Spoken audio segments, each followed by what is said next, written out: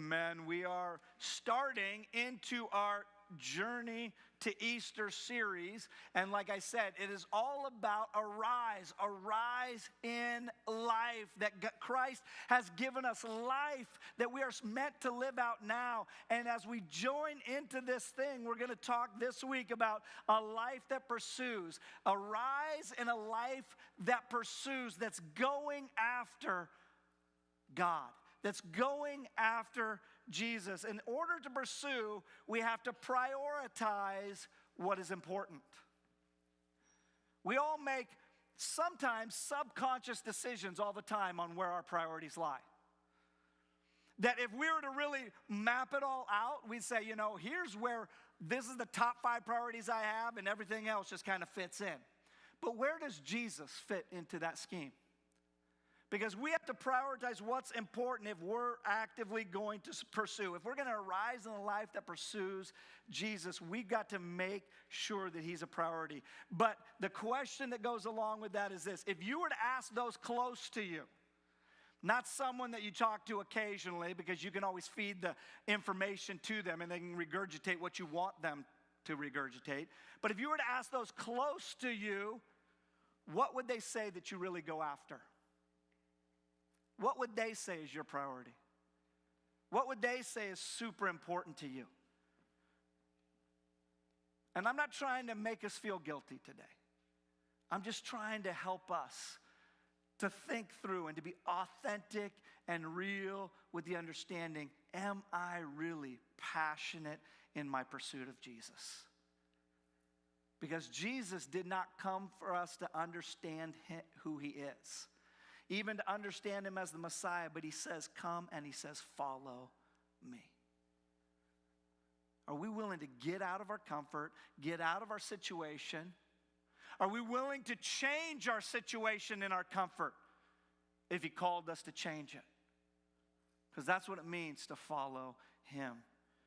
Those close to you, what would they say that you go after? What is it that drives you? What is it that gets you excited? What is it that takes your focus day to day, hour by hour? And is it the right things?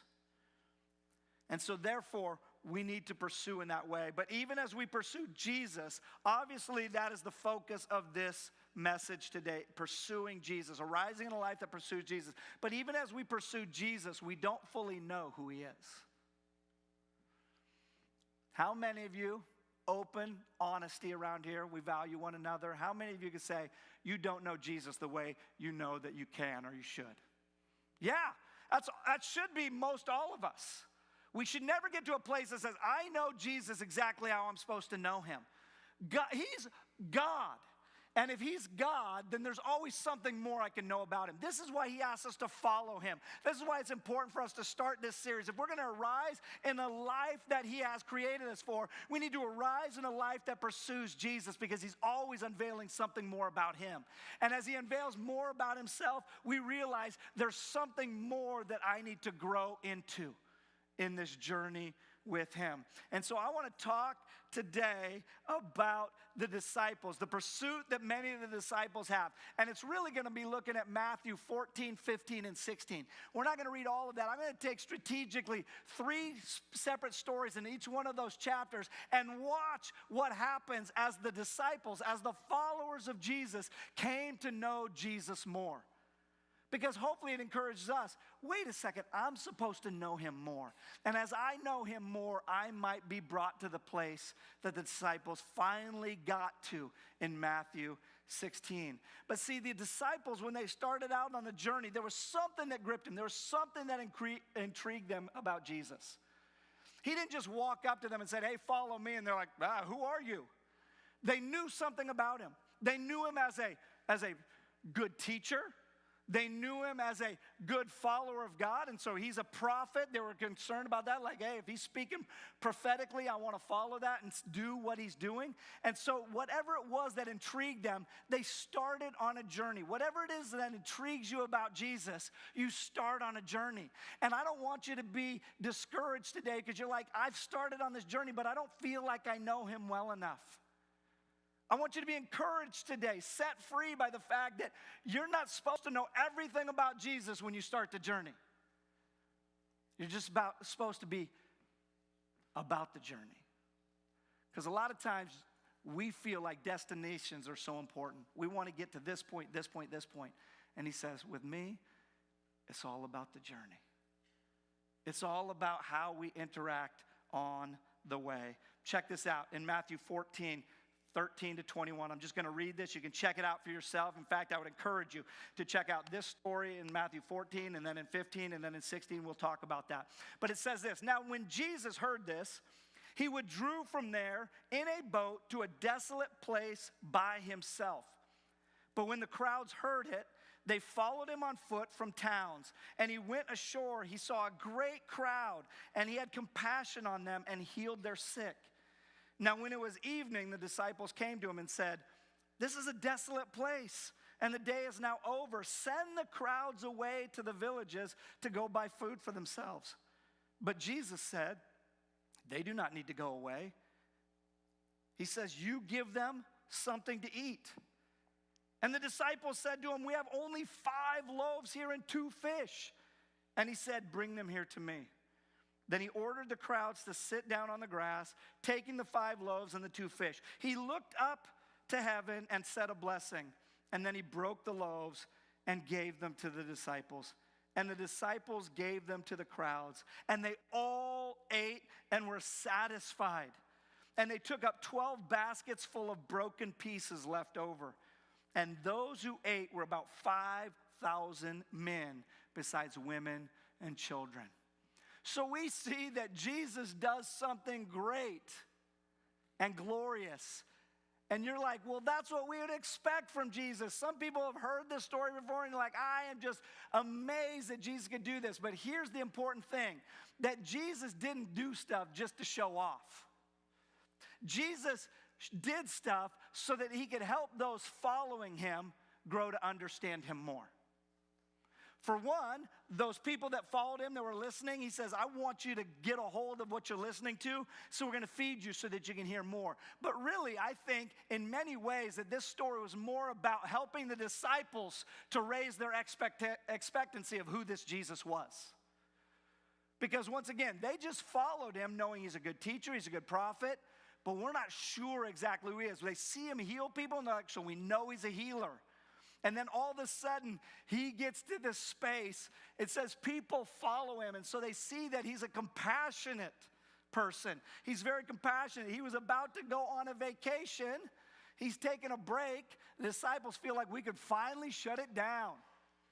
And then all of a sudden, he turns to him. The disciples are like, Jesus, we're supposed to get away. And then all of a sudden, you start preaching to them. And so we're like, fine, we'll just sit back while you preach. And then Jesus calls them over and says, hey, we need to give these guys some food. And they're like, yeah, send them away so they can go get some food. We wanted our peace. And how crazy is it that he turns to them and he tells them, you give them something to eat. Now, naturally, the response would be like, you're Jesus. But see, in the following of Jesus, he expects things from his followers. He expects participation from his disciples. See, the reality is that when we are at this space and we're trying to understand who Jesus is, it's not just about his lessons. It's not just about his own miracles, but how will we know Jesus unless we see actually what he does? And so he invites the disciples to not just be observers of the miraculous, but to be participants in the miraculous. And so he asks them, hey, why don't you give them something to eat? And instead of panicking, instead of making excuses, they respond in obedience. See, many of us, we've been following Jesus, and we're still not sure who he is.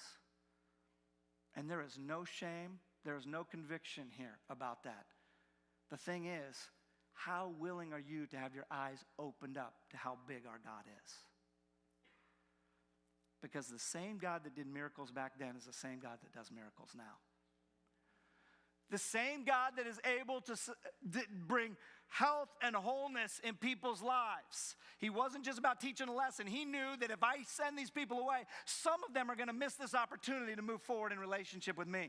And so we can't be okay with it. That's why we're asking you to, some of you, step into the second, into a later service. You're like, that's going to change my whole thing. Am I going to participate with Jesus in this season to reach more people for him or not? That we have an opportunity to do something, and you're like, but that's not even that big a deal. You're right, it's not that big a deal. And see, all the disciples had to do was bring what they had. He didn't ask them to all of a sudden conjure it up on their own. And they're like, hey, well, you got 5 loaves and you got 2 fish. Well, make it more. Jesus doesn't do that to them. He says, what you've brought, you've been faithful with. Let me take your faithfulness, let me take your willingness, and let me multiply it to meet the need around us. And so that's what he does. But how will we know Jesus more unless we see what he does? And even greater than that, it's important to Jesus that we participate with him. It's important for Jesus for us to participate.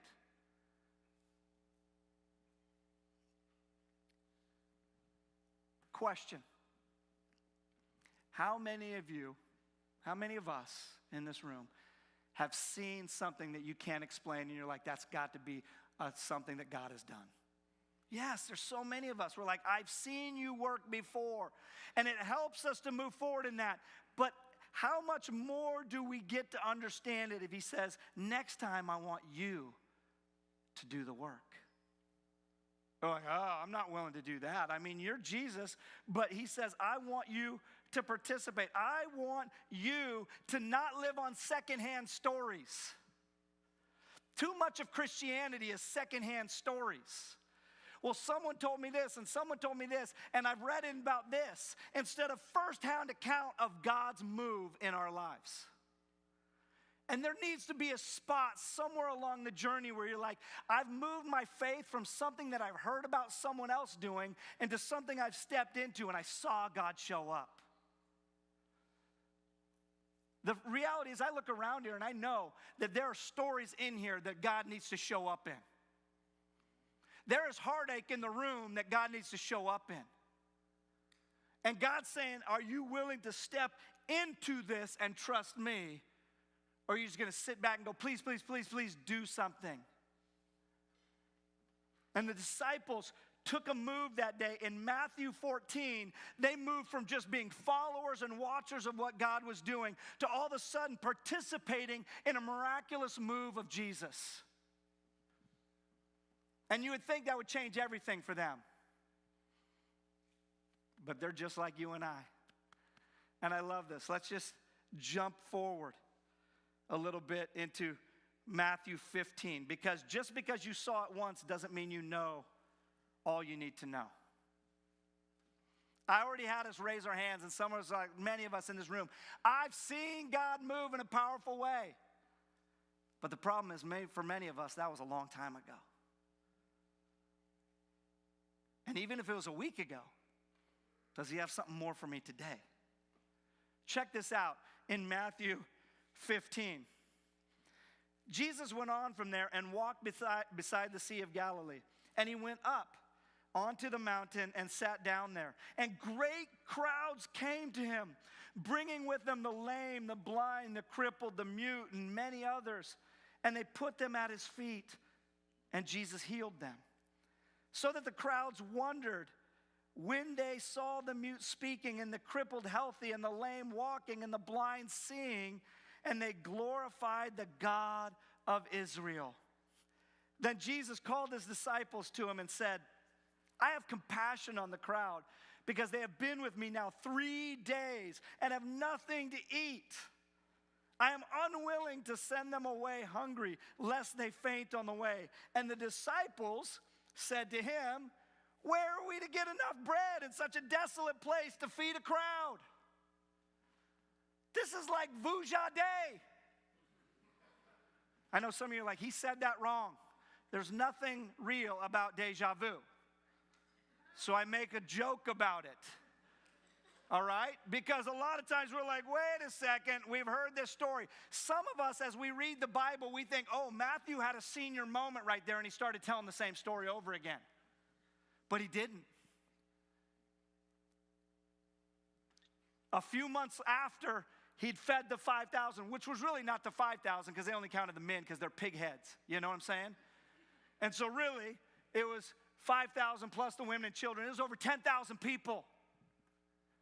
And so Jesus fed 10,000 people, and then a few months later, he's in a similar space, and Jesus is like, you can just almost see it. In my imagination, I like this, because I'm just sitting there, Jesus teaching, and he's healing people, and Jesus is multitasking as he's healing people, and he's saying, watch this. I'm about to set these guys up again. I'm going to ask them to feed all these guys.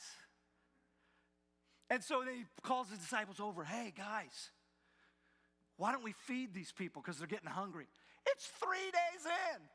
These guys had to be starving, but they couldn't get enough of Jesus. And so they're there, and the disciples are like, where are we supposed to get enough food? It's like, do you not remember 3, 4, 5, 8 months ago? And see, sometimes I wonder about that. How short-term is our memory when it comes to the things that Jesus does? Because so many of us, we raised our hands boldly. How many of us seen Jesus move? We're like, yes. And then all of a sudden we face today and we're like, oh, is he going to show up again? Some of you are having the tension rise because you don't know that the same Jesus that called you out, the same Jesus that has met your needs all along the way, is the same Jesus that's going to see you through this season and into the next. God is faithful, but we just need something to come off of our eyes. And so the disciples were able to participate in that first feeding, and then all of a sudden he says, guys, give them something to eat. And their immediate response was super faith-filled. He says, where? Where are we to get enough bread in such a desolate place to feed such a crowd? And Jesus said to them, how many loaves do you have? You remember last time it was 5, right? 5 loaves, couple fish. He says they said 7 and a few small fish. They even had more this time than they had last time. What a bunch of faithless chumps. No, I say that in jest because we all get to that space. We're like, I've seen God move before. He's got even more to work with this time around. Why do I doubt? Why am I struggling?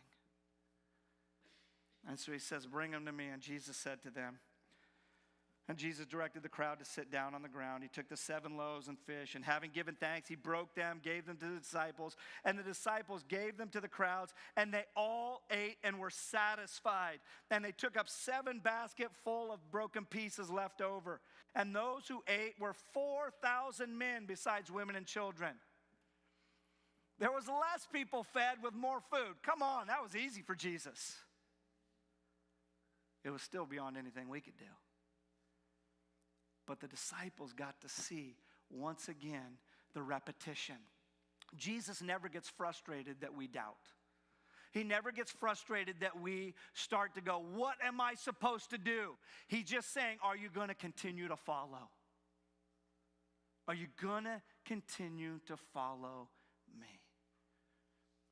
See, at different points along the journey, the disciples could have just said, ooh, that's too much for me, man. He's asking me to do too much. I'm not sure about this. I'm out. But they continued to follow. They continued to walk. Can you imagine what the disciples experienced at both of those times? I mean, the first time they're sitting there going,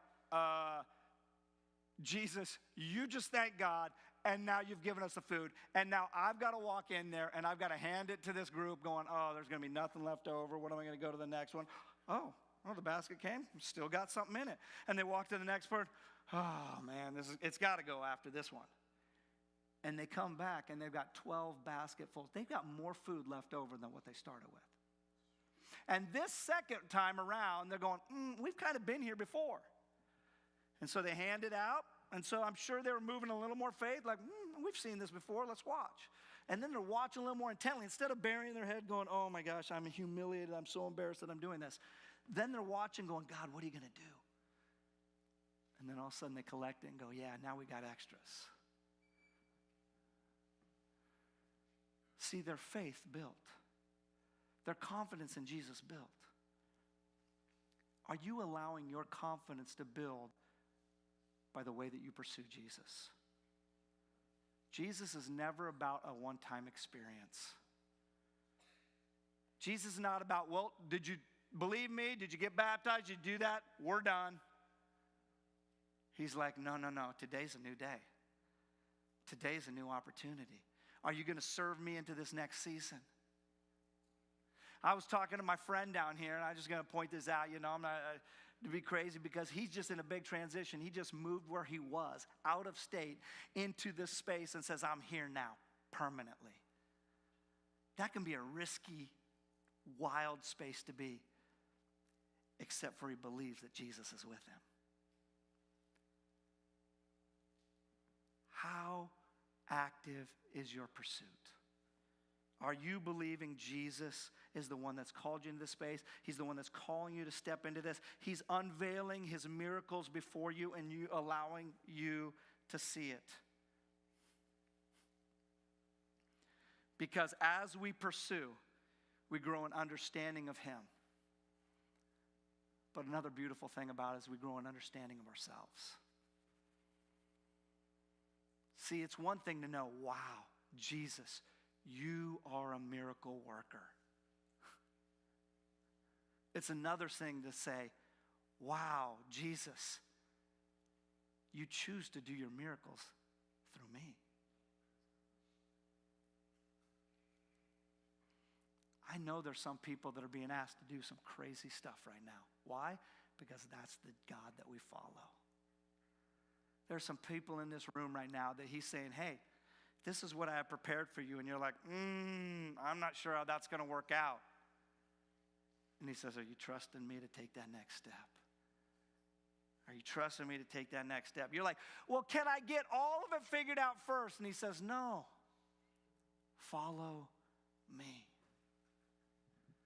See, that would be great in Matthew 14 and 15 if it just ended there. But I love the fact that Matthew 16 then has a story. And in this story, Jesus is hanging out with his disciples. After he had done these two powerful miracles of feeding people, and once again, it had nothing to do with feeding the people, I believe. It had everything to do with revealing himself and who he was to his followers. He says, are you going to trust me? And this is what happens. He sits there and he's just hanging out now, not amongst the crowds, but amongst the few. And he says, hey guys, come here. Who do people think that I am? And they're like, I don't know. Some say a prophet, some say a good teacher, all this. And then he gets in close and he says, but who do you say that I am? I love the fact that it wasn't until Matthew 16 that he asked that question. It wasn't in Matthew 4 when he's calling people out, Matthew 5 when he's calling people out. It's in Matthew 16. Why? Because he allowed them to see what he's doing, to participate in who he was. But there was an awareness of who God was at that point that all of a sudden changed everything for the disciples. It says in Matthew 16 and then 18 and 19, it says, Simon Peter replied, you are the Christ, Son of the living God. Good to know about 8 chapters ago. But Jesus wasn't about shaming his followers, and he's not about shaming you. They were unsure. Some of you walked into the room today and you're unsure, and that's okay. Because God is saying, I just want to show you more. Are you willing to follow? Are you willing to follow? Because Peter says, you are the Christ, Son of the living God. And then Jesus says, this is a blessing. He says, I tell you, you are Peter. And on this rock, I will build my what? Church. We need to speak that out with boldness and conviction. He says, I will not just build you up, Peter. You're my follower. You're the one that's come before me. You've seen me do great things. But on this truth, on this reality that they know me as the Messiah, they know that I've done great things, not around them, but in them and through them. He says, on this truth, I will build my church. And he says, the gates of Hades will not withstand it. He says that I'm going to do something in the followers of mine. That's what the church is. I don't want us to think that the church is just a place where we sing good songs and we hear a stimulating message that hopefully encourages us for a moment. The church needs to be about a collection of people that are absolutely passionately following Jesus. And they're saying, today, Jesus, I want to be inspired. Tomorrow, Jesus, I want to walk out your plan. And then on Wednesday, I'm still going to be following your plan. And when the doubt comes, I'm still going to watch you do what you do because I am your follower. I'm not just a watcher of you. See, this is where we need to be. He says, I will build my church, and the gates of hell shall not prevail against it. Check this out. And he says, I will give you, church, the keys of the kingdom of heaven. Whatever you bind on earth shall be bound in heaven. Whatever you loose on earth shall be loosed in heaven. This is not for everyone that comes. This is for those that follow. See, there was a point in my life, and it was, you know, sometimes we have those panic moments. My kids, whenever they got to that place and they got their driver's license, and I'm like, okay, I got the keys. And I threw it to them. Here you go. Go do what you got to do. I mean, there's a like, oh, this better work out. Please, please, please, please, please, please, please. Because they had earned the right to drive the car. See, Jesus is not like this frail dude right here. When he flips us the keys. And in this moment, he wasn't flipping it to Peter and then saying, for all the church after me, he's going, I'm going to flip, please, please, please, please, don't make me look stupid on this. He says, they followed me, and they've earned the right and the responsibility. Some of you don't feel like you're worthy today. And I'm telling you, it doesn't make us worthy to memorize all the scripture in the world. It doesn't make us worthy to have been following for a certain length of time. It just says, I follow Jesus. And as I follow Jesus, I am going to see his victories won in my life. I'm going to see his victories won in my family. I'm going to see his victories won in my community. The gates of Hades cannot withstand the church, the followers of Jesus Christ.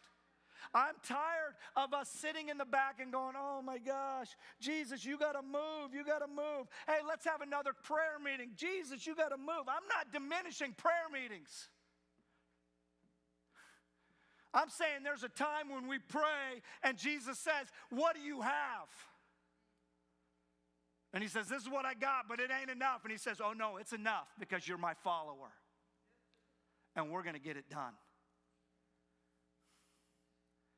I believe that God is doing something powerful, not just within these walls. Although I celebrate what he's doing within these walls. But he's doing something within these walls that's going to be transmitted to the community around it. Why? Because there are people that are arising in the life that pursues. What defines you? I started off with the question, I say it again. If those close to you were asked what it is that stirs you up, what it is that you go after with aggression and passion and excitement and conviction, what is it? Would they say Jesus? Once again, it's not about shame. It's about a choice. The disciples, they had to walk away. They had to stand up. Matthew, who's writing this story, was a tax collector. He left his tax collector's booth. Jesus called him out to follow him. He says, I'm going to follow. I don't know where it's going to take me, but I know I'm going to see some crazy things. I know I'm going to experience something that's beyond me. I got to follow Jesus.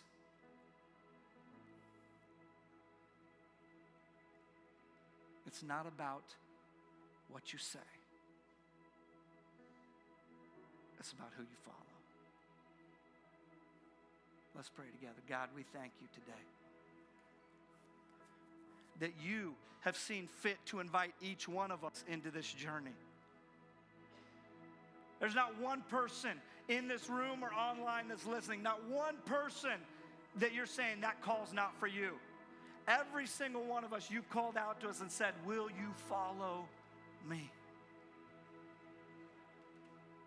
Jesus, because there's been something in our minds that has sparked intrigue, an understanding that you're bigger than ourselves, help us to truly go after you with passion and conviction. Help us to pursue you so that our eyes can be open to what you're doing. Help us to see the miracles that are before us, even this week. God, sometimes it's the small miracles that need to take notice of the most. Help us to see them so that we can then be encouraged in who you are and who we are as your followers. Empower us today, not to do it ourselves, but to just do what you've been doing. Jesus, I pray that you fill the church today. Not just this church, the universal church, the Big C church.